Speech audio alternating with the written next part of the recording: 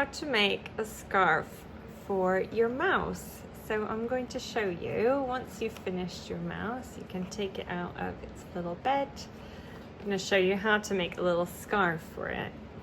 So you could cut a piece of felt or any little fabric, see what you can find in your craft stash at home.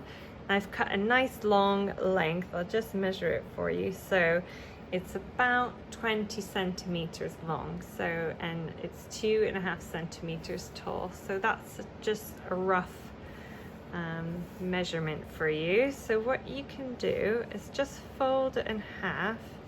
I like to have it nice and thin to go around my mouse. So just make sure it's long enough. And then to attach it to your mouse, you could either make it longer and tie it, but I'll show you how to make a little notch in your mouse's scarf. So I know its neck kind of finishes there, so just hold my finger here so I know about where I'm gonna cut a notch. I'll just fold it in half there. So it just looks like that. I'm gonna do a tiny little snip, not too big because I don't want the hole to be too big, just big enough to slide my scarf through. So I'll fold that in half again and wrap it around my little mouse. We don't want our mice to get cold in the winter, so we're just going to fold it around.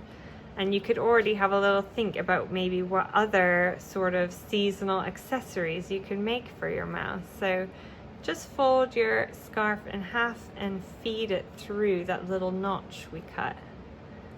So just pull it through.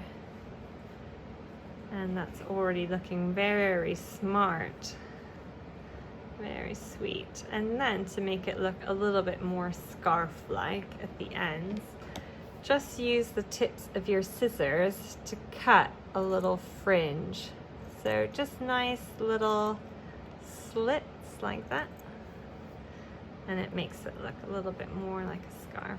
You can pull that in. And I'll just do the other end of the scarf like that. There we go. Isn't that cute?